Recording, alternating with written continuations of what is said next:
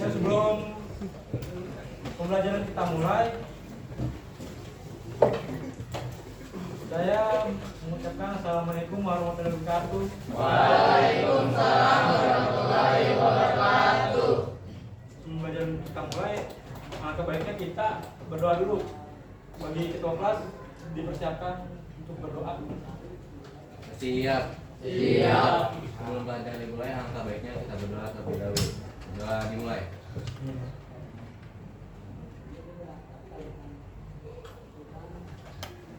Doa selesai. Kembali salam. Assalamualaikum warahmatullahi wabarakatuh. Waalaikumsalam warahmatullahi wabarakatuh. Ya, sekarang pada hari Senin kita akan belajar tentang perangkat lunak pengolah kata ya. Ya, Ya, untuk kelas 10 TKJ tahun 2022 sampai 2023. Oke, lanjut. Next. Ini adalah pencapaian indikator kompetensinya ya. Jadi sini mengidentifikasi jenis-jenis paragraf. Nah, indikator pencapaian kompetensinya, jadi peserta didik dapat membedakan jenis-jenis paragraf dengan tepat. Kompetensi dasar 3. Dan yang kedua, peserta didik dapat membuat contoh paragraf dengan terampil. Kompetensi dasar 4. Next. Nah, di sini ada paragraf deskriptif. Pengertian paragraf deskriptif. Paragraf deskriptif adalah jenis paragraf yang memuat deskripsi atau penggambaran perincian suatu objek tertentu secara mendetail. Dan adapun ciri-ciri paragraf deskriptif antara lain sebagai berikut: A. Menggambarkan sesuatu. B.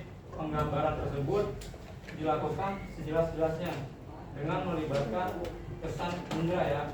Jadi kesan mata gitu, mata apa tubuh. Dan yang C. Membuat pembaca atau pendengar merasakan sendiri atau mengalami sendiri. Oke nih. Nah, di sini ada paragraf argumentatif. Pengertian paragraf argumentatif. Paragraf argumentatif adalah paragraf yang isinya berupa pendapat atau sikap yang disertai dengan alasan-alasan, contoh-contoh, dan bukti-bukti yang meyakinkan sehingga pembaca akan membenarkan isi paragraf tersebut. Adapun ciri-ciri paragraf argumentatif antara lain: A. Bersih pendapat, pandangan atau keyakinan penulis terhadap suatu permasalahan. B. Memiliki data-data yang faktual supaya dapat digunakan untuk meyakinkan pembaca. C. Menjabarkan suatu permasalahan dengan cara menganalisa. D. Diakhiri dengan kesimpulan yaitu berupa pendapat yang lebih luas, bukan merupakan penegasan kembali topik utama. Oke, jadi ini contoh dari paragraf argumentatif ya.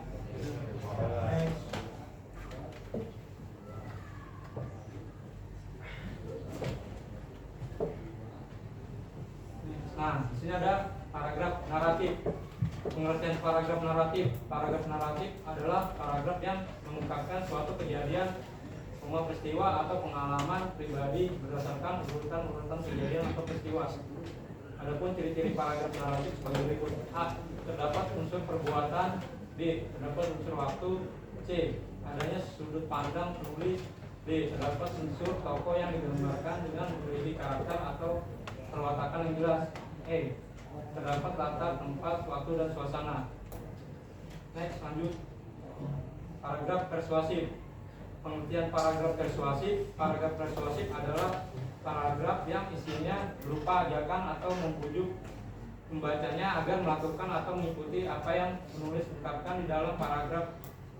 Ciri-ciri paragraf persuasif sebagai berikut: A. Idenya dari pikiran manusia. B. Dapat menimbulkan kepercayaan pembaca. C. Menghindari konflik serta memperluas fakta dan data yang akurat dan faktual sesuai isi paragraf. Next. Oke, kita kembali ke materi 3.2, menganalis dan fungsi Microsoft Word.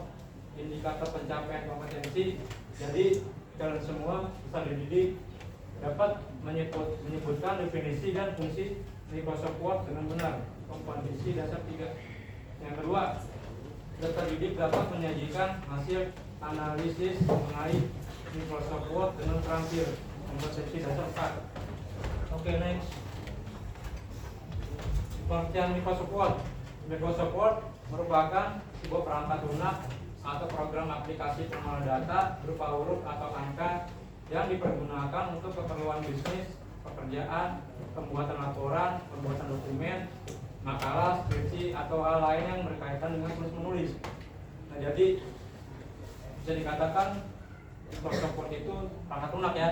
Jadi aplikasinya atau programnya untuk membuat dokumen, makalah, skripsi seperti yang tadi saya jelaskan. Nah, berikut tampilan menu halaman awal. Berikut penjelasannya. Nah, di sini ada file tab.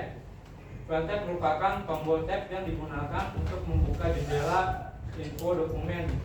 Terdapat beberapa perintah seperti save as, print, new, open, dan perintah lainnya. Nah, jadi file tab ini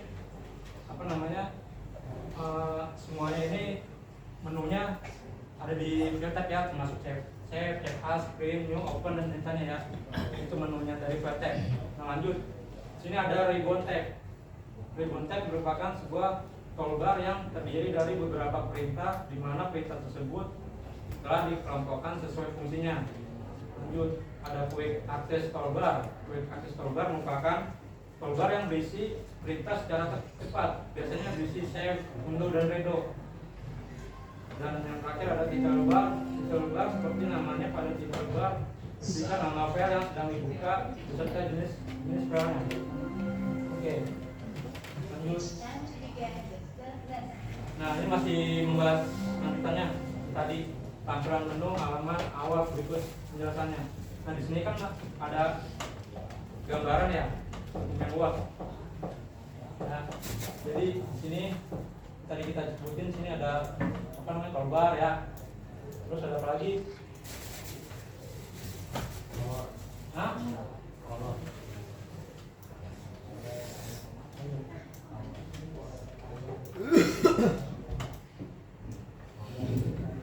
Nah, tadi ini apa? Tab, ribbon tab, quick access toolbar, title bar. Nah, lanjut. Ini ada grup. Grup terdiri dari kumpulan beberapa perintah yang telah diklasifikasikan berdasarkan fungsinya. Terus ada pengertian scrollbar. Scrollbar merupakan sebuah tombol yang digunakan untuk menggulung halaman kerja ke atas dan ke bawah. View mode merupakan kumpulan perintah yang digunakan untuk mengatur mode tampilan Microsoft Word. Terus ada zoom slider. Zoom slider merupakan sebuah tombol yang digunakan untuk membesar atau memperkecil tampilan halaman kerja. Nah, ini kayak kaca besar ya, yang bisa di zoom dekat, bisa di zoom jauh. Nah, terus ada status bar. Status bar berisi jumlah halaman, kata, dan bahasa yang digunakan serta beberapa informasinya. Nah, di sini ada perintah format teks pada Microsoft Word. Berikut penjelasannya. Nah, di sini ada menu fungsi-fungsi format teks ya. Jadi ada font. Font merupakan perintah yang dapat digunakan untuk mengubah jenis teks. Terdapat bermacam-macam pilihan jenis teks yang dapat digunakan. Nah, contohnya seperti ini ya. Nah, ini kan home ya. Jadi di sini fungsi teksnya di sini ya. Saya takut dulu teksnya. Nah, ini adalah font ya. Jadi font itu pengertiannya apa? Perintah yang dapat digunakan untuk mengubah jenis teks ya.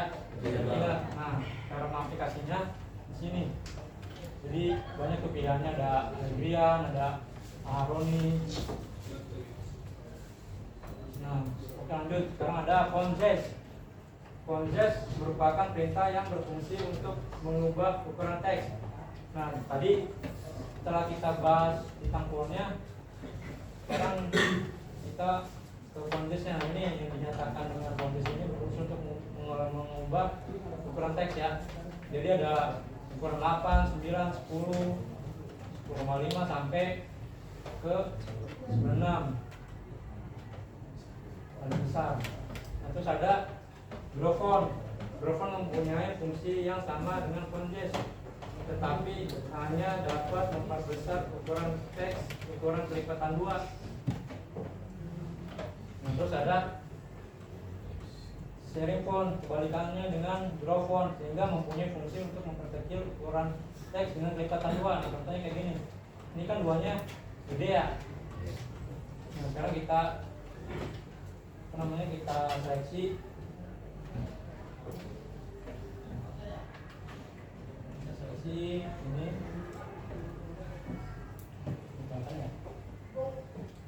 Kita seleksi. Nah, terus kita ke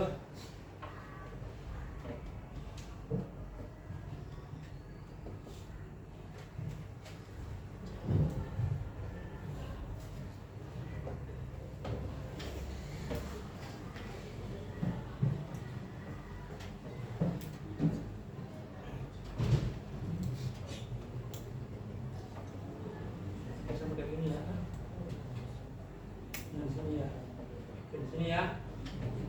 Nah, ini ada 10, 15, 12. Oke, sama. Nah, lanjut ke cengkes. Cengkes merupakan peta yang berfungsi untuk mengubah teks menjadi kapital maupun sebaliknya. Jadi ini cengkes ini fungsinya buat berubah huruf kapital. Tahu gak huruf apa? Besar semua ya. Iya, kapital itu besar semua. Nah, lanjut. Di sini ada clear formatting. Clear formatting merupakan perintah yang berfungsi untuk menghilangkan seluruh format yang diberikan pada teks. Nah, contohnya seperti ini nih, ada ininya nih, clear formatting nih. Terus bold. Bold merupakan perintah yang digunakan untuk menebalkan huruf.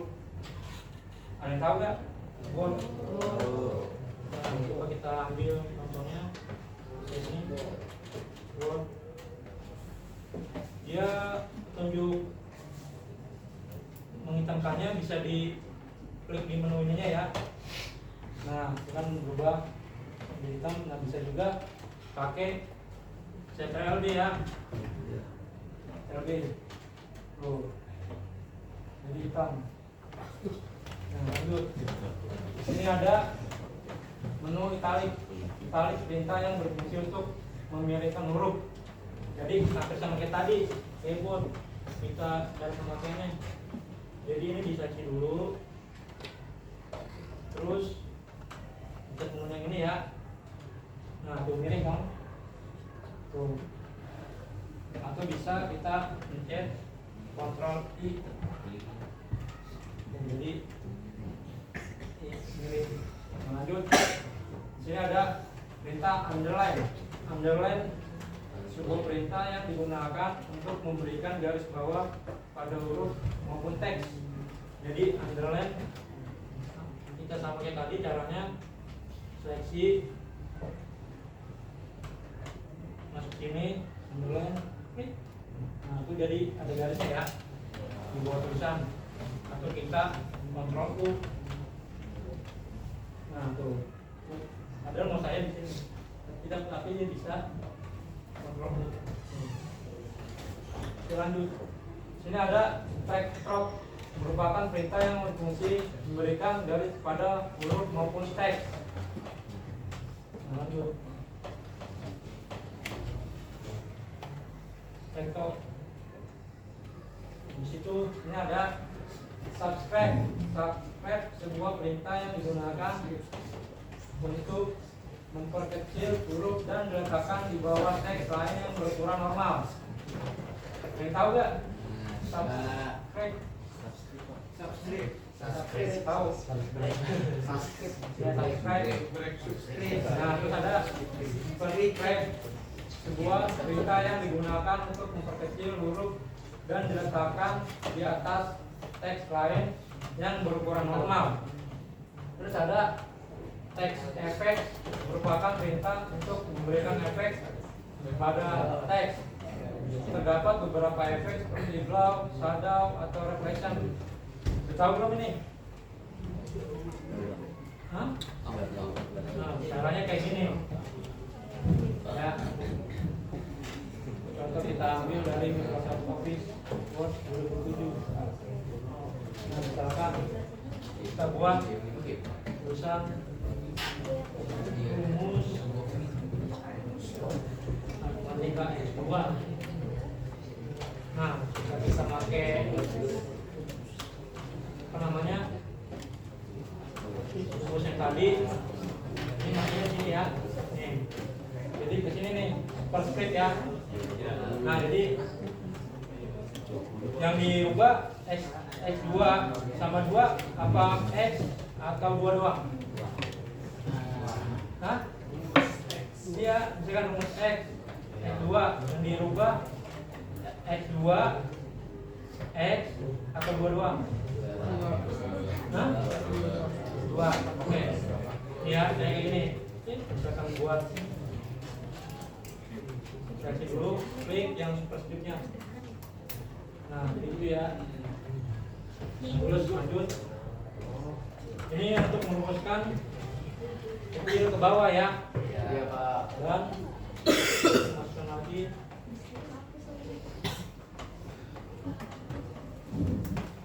Rumus 3. Nah, kita masuk ke superscript. Superscriptnya kita seleksi. Jadi nah, ya, kelihatan kan? Nah, ini kelihatan. Gitu ya. Nah, jadi tinggal maininnya aja superscriptnya sama ya superscriptnya. Oke, lanjut. Terus ada text effect ya. Text effect tahu nggak fungsinya? Merupakan perintah untuk memberikan efek kepada teks. Terdapat beberapa efek seperti glow, shadow, atau progression. Tahu nggak? Hah? Text effect? Tahu? Text effect? Hah? Ayo mana? Ini kan color nih, ini text effect nih. Hah? Mana? Text effect? Mana? Hah? Ini. Mana? Ayo, ada tahu nggak? Ini cengkes. Ini draw. Yang gue bereskan itu, Pak. Hah? Lagi pojokan. Mana ini? Ini. Ini Mas Adi. Iya. Text effect, mana nggak Kalau tahu? tahu harus tanya gitu, Pak. Hah? Mana?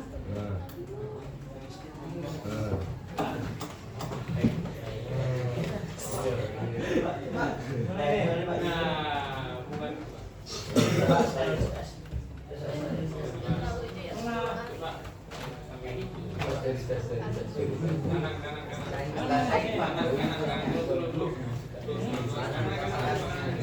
Mana text effect? AB. Ini.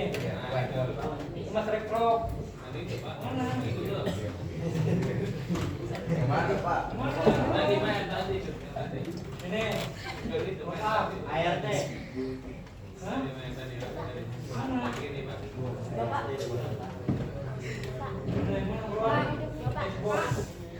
Pak. Dipanggil Pak. Pak Sulaiman. Ini ngerekamnya sampai selesai. Sampai selesai. Ya, ini panelnya Mana Pak? Memonya sini. Kamunya Pak, itu takut goblok. Jam video. Iya Pak. Mana Facebook? Ayo. Efek Pak. Tiga, style. Nih, misalkan kayak gini ya. Nih, jelasin nih. Ya, misalkan textbook ini ada textbook nih, nanti ada chat nih. Yang kayak gini nih textbook. Cetek. Nah, cetek jadi. Nah, sini ya ke format nih. Format. Nah, ini yang namakan textbook. Ini nih textbook style tuh. Kamera. Nah, ini. kan? Ya. Namanya textbook. Atau text effect ya.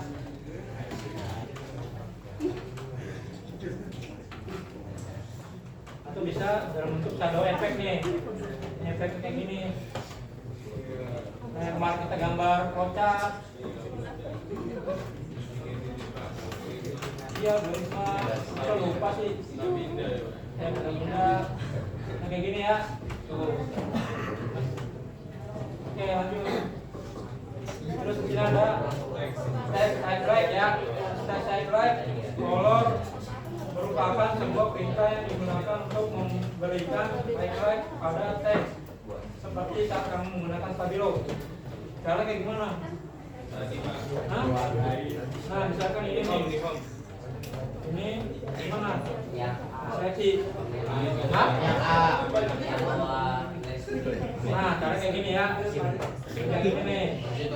Saya keluarnya misalkan kayak stabilo. Misalkan kuning. Gitu ya. Ingat. Oke, lanjut. Berapa? Terus ada habis saya color, ada font color. Font color seperti namanya minta ini digunakan untuk mengubah warna teks. Yang mana? Font color. Color. Nanti dulu. Yang mana nih? Yang mana coba? Yang tahu? Hah? Itu yang mana? Ini.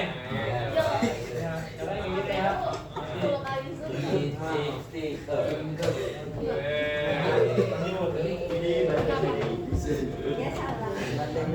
Terus ada. Nah, ini ada berita formatnya pada Microsoft Word. Datanya ini ada Alien Wrap.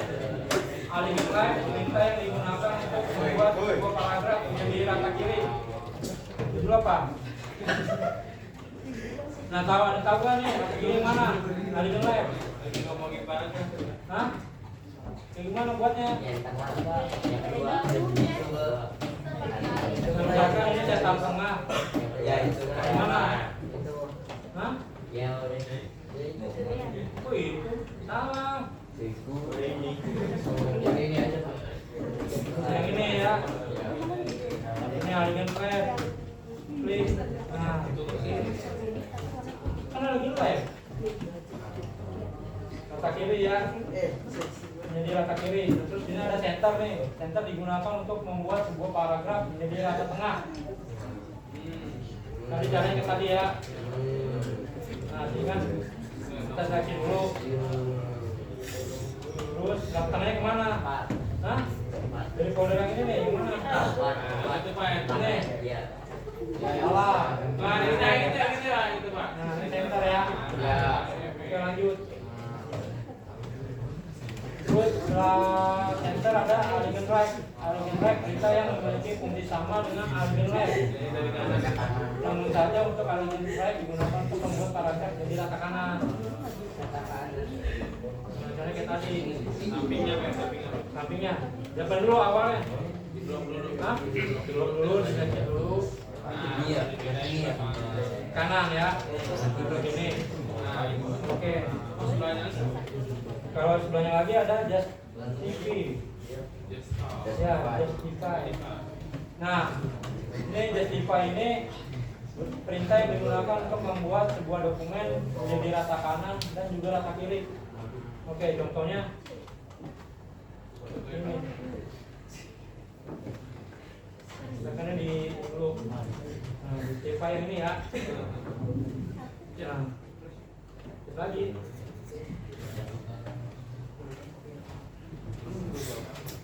Berubah. Rata kiri rata kanan.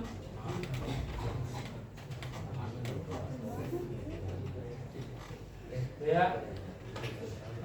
Dah. Lanjut. Lanjut. Ini ada kolom ya. Kolom perintah yang digunakan untuk membuat paragraf jadi membelah. Gimana? Hah? Ya Allah. Mana? Kolom untuk membelah. Tahu nggak? Tahu. Mana Pak? Yang mana kalau membelah? Apa ya? Apa? Mana? Ini. Bukan, bukan. Saya kasih magang. Jadi apa Pak? Pertanyaan apa Pak? Ya, cek. Tolong perintah yang digunakan untuk membuat paragraf yang membelah. Mana? Jadi tengah-tengahnya itu. Hah? Mana? Teks tengah-tengah itu Pak. Pintar. Mana? Kolom ayo. Pas dalam dong. Hah? Mana? Besar. Coba ada yang cek mana? Hah? Mana? Ada bukti.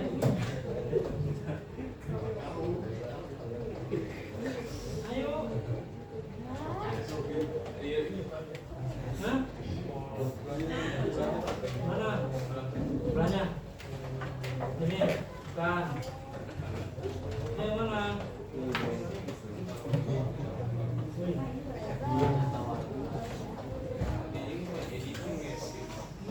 Terus gimana? Yuk. Yuk apa di mana? Nih. Di mana ada ya?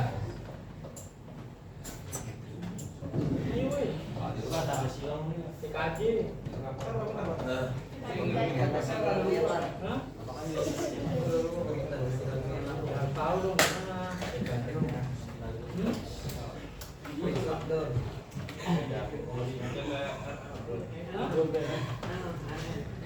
Mana ada gak?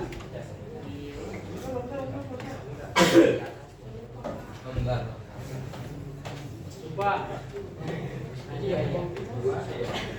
Ayo, semuanya memulai.